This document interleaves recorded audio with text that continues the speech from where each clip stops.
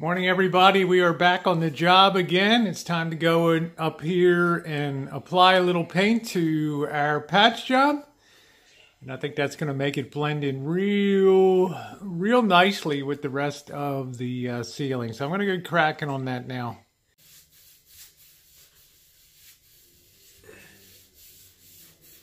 Just get this as camouflaged as possible. It's not going to be perfect here, obviously. But for what I call a victory repair, keep those ships at sea, right?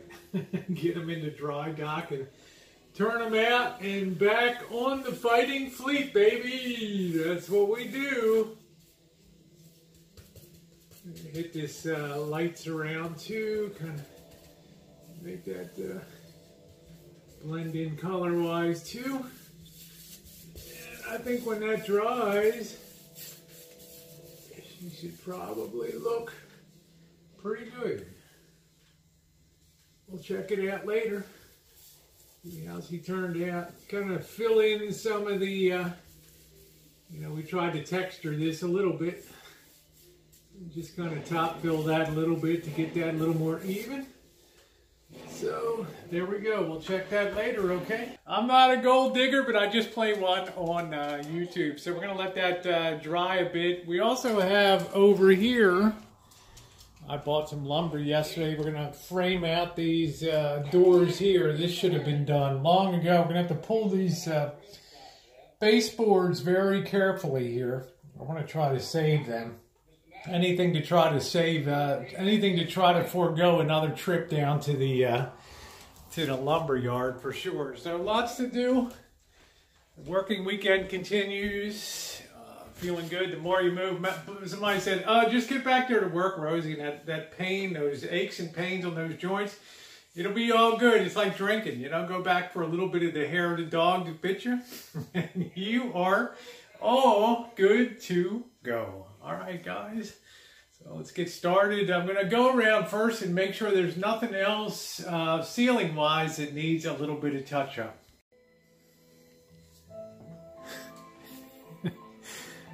Missy Jen listening to one of her dramas. I'm ready to cry from here, guys. Not only are we painting and doing everything else with this weekend, but we got some bread going on too that's rising this morning. I only used a very tiny little bit of yeast. Started this yesterday. Flour, water, salt, and yeast. The typical French four-item bread. And I'm just warming this up this morning. I have it sitting over some warm water. I had it overnight in the refrigerator after its first rise.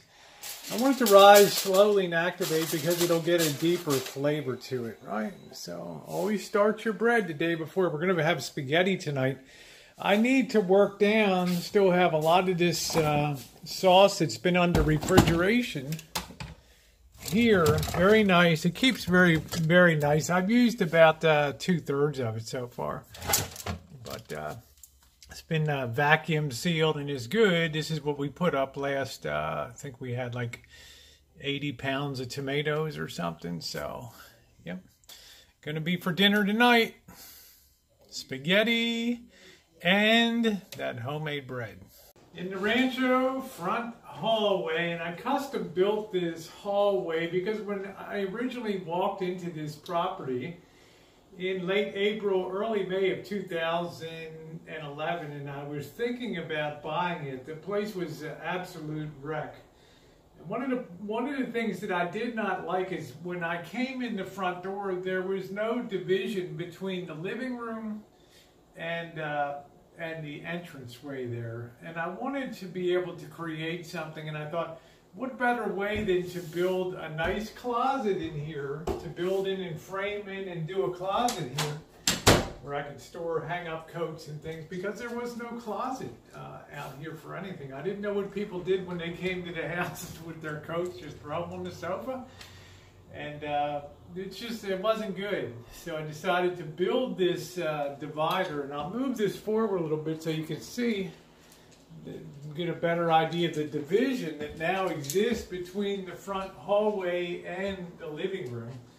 And it gave me a chance to put in a nice opaque window at the end to allow plenty of light in, especially in the morning, and it's beautiful.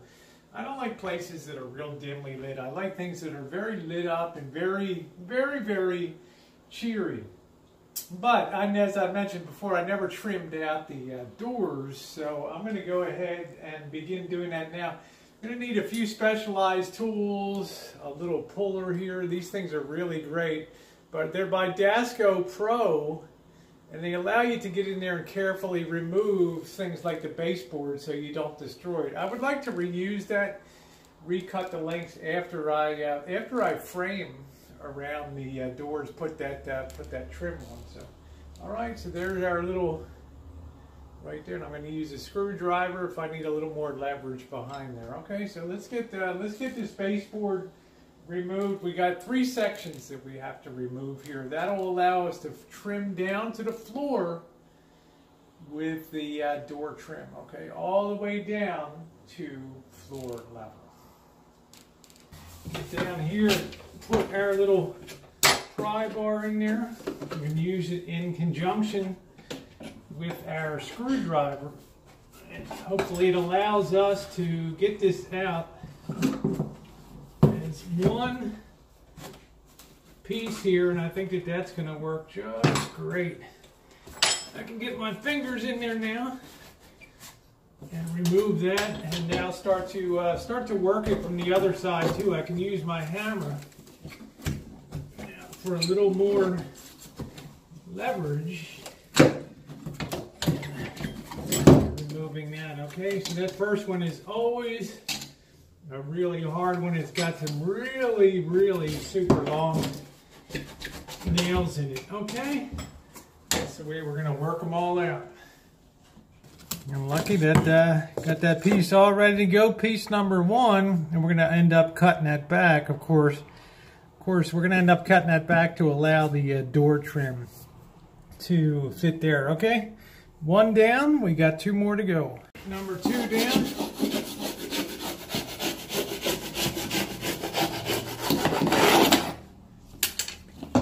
And up a bit.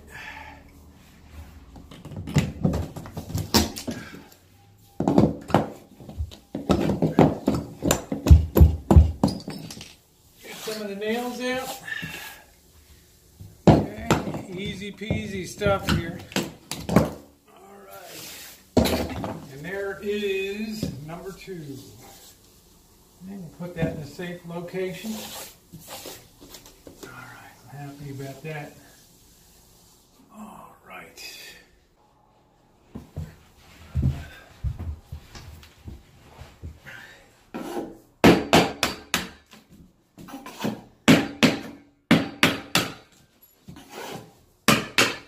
You need to progressively break it away. I don't want to snap the baseboard here. We need to score along the edge here, the paint line. Take off as little wall paint as possible. Although the whole place definitely needs a repainting for sure. It's been 7 years. It's about time. I kind of like the green of the whole place myself, so. All right, there we go. There is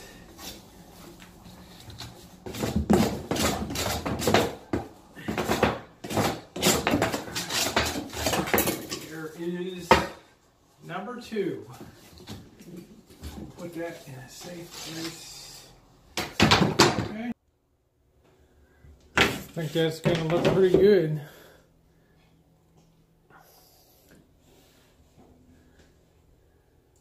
Yeah, I think that's going to look real good there. All right. Go ahead and mark our top piece for cut. One big mistake that people make is they get their 7-foot section and they immediately miter from this corner on a 45-degree angle. But guess what? This stuff is too big. So what you actually have to do is mark out your spot on here for the width of this wood, and then you can miter that corner, okay? Remember, they're giving you 7-foot lengths here, and if you try to miter from the top, this thing is going to be high on it like that, okay? So let's get it marked and let's get it done. Now if we got one, all we have to do is put the other board next to it here. Snug that right up against it, and then just transfer to the other side. And the key is you got to make sure that your thick side of the board is on the outside for the right side of the door and tapers down to thin, and the opposite here, thick, and then down to thin, okay? This stuff has a thick side and then a thin side. This is why using a speed square as a carpenter is absolutely essential, because it helps very rapidly with layouts and angles and all that. It is truly a carpenter's best friend. Okay, make sure that you're doing a cut on the scrap side of the line over here, not on the other side, or it'll be too short.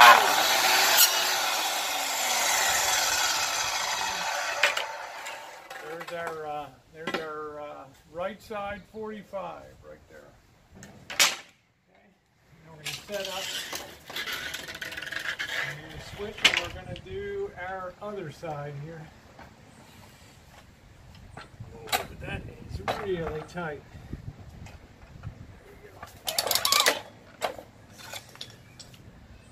Switch that 45 there. Lock that down. Make very sure that your cut is definitely on the scrap side. Just like so. Okay? Make sure you got good 45-degree angle. I'm going to take a little more nibble off of this one. This side, just to get this baby totally aligned, because actually it goes to 47 degrees here. So I'm going to take one more little nibble off of that. Just like so. And we got two perfect cuts for our outside. Woo! Carpentry 101. Now it's a simple matter of just laying our top piece on, dropping our vertical lines, and using our speed square, dropping our 45-degree corners for the miter. So let's go out and cut them and give her a final on this door. One of the important things here, very important, is don't drive these nails in with the hammer or you dimple your wood. You need to have what's called a nail set. When I'm setting nails, finished nails, I always wear eye protection, because these have split before and I saw a guy get an eye injury. So we're going to center that up, and we're going to countersink these just below. You can come around here, Missy Jen. And we're just going to countersink these below level without destroying. And then we can come back with some filler and we can fill them. Okay? It's all part of good carpentry. Really good finished detail. Okay? So you see we don't have any smash marks that dimple the wood there. Okay? All right, see how much you're learning today? Stick with Rosie. You'll be a carpenter by the end of the day.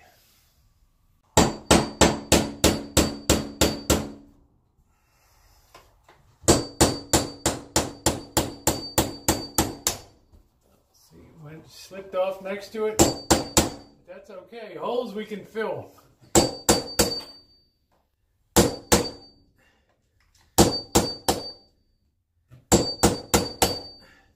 Smaller set screw. This is the nail set that I usually use. Couple more.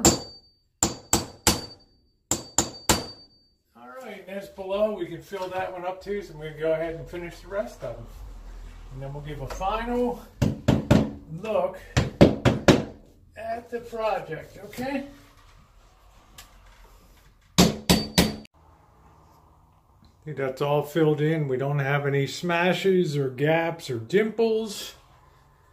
And we are ready to just go over that with a damp cloth and clean it off a little bit. And we are ready for painting. All right. See how I've got that shimmed out really well to raise up that surface now.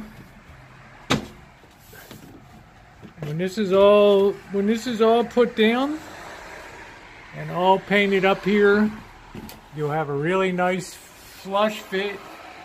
And paint that up, everything will close beautifully there. And if you want to, you can do a little putty fill down there, and it will be fantastic. It'll set a little relief to let that in there. So one of the things you got to realize is that when you're doing carpentry work, you can't always tell the boss, oh, I need to go get some shim material. You need to be able to make your own on site. And oftentimes you only have what they call shim or shim board. And you have to be able to take, you know, a chisel and chisel a line along and then split the wood and use what you need. I mean, if you tell the boss I got to run to the lumber yard, the boss is going to tell you just punch out and don't bother coming back, right? He will laugh his ass off. All right, guys. Yep. No house construction is perfect, and most of the time it's around the front doors that the problems are really going to happen.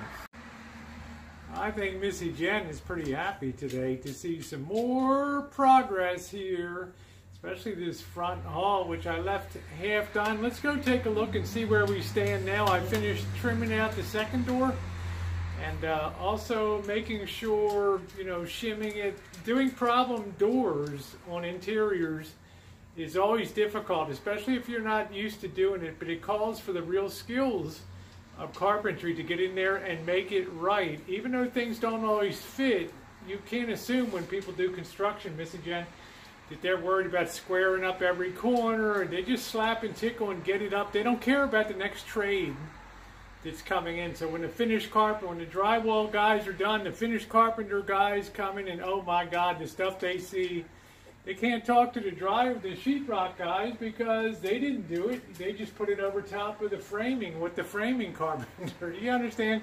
You kind of passed the buck there, right? You did all this kind of work before, right? So, all right. The framer would do the drywall where I come from. Really? So okay. Well, let's go down the hall. The framer made sure the frame was straight because they had to put. Well, that's Germany. This is the U.S., right? It probably did it on a.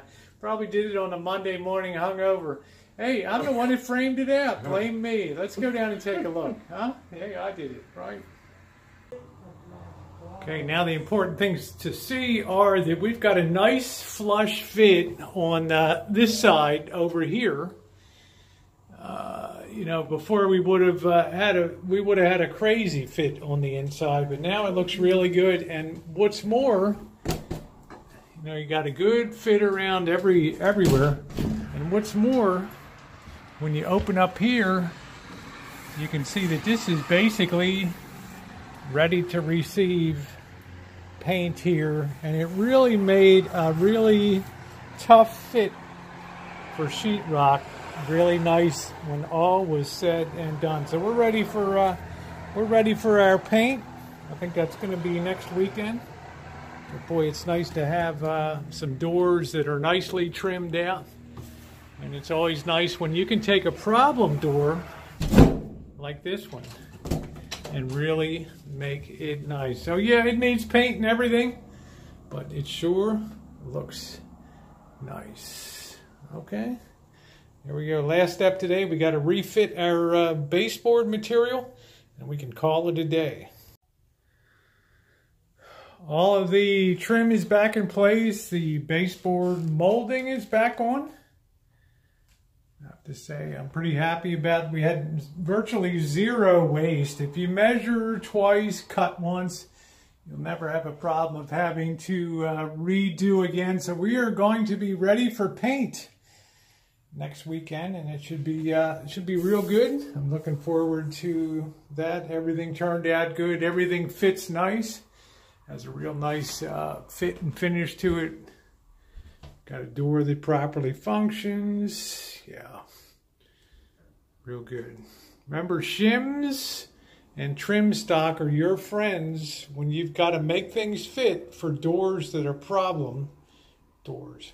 Thank you for being along today, guys. Much progress on a weekend of progress. How to trim out interior doors and problem doors that you saw there, where oftentimes the drywall won't quite mesh where the trim needs to be, and it's up to the finished carpenter to make it right. Yeah, go back and yell at the framer, go back and yell at the sheet rocker, but at the end of the day, you're the one that's got to make it right. Missy Jen, thank you again for another wonderful job of assisting here as usual. Let's put the focus on Missy Jen. Thank you. Did a very nice job. This is on you because you're the hero. I know, hero. You're the hero. You are the wind beneath my hammer, baby. Anyway, you know what else today? What Missy Jen's going to reward is going to be? Guess what else we finished today while we were working? A beautiful loaf of bread. How do you think that's going to be? Huh? All right, guys. Your thumbs up are appreciated. Yeah, take time to hit that thumbs up button if you enjoy watching these episodes of how-tos. They're a lot of fun for us, and well, it's yourself how-tos. DIY, and it's a lot of fun to go back and relive those days from, well, 40 years ago when I was putting myself through college and working renovation and construction. Thanks, everybody.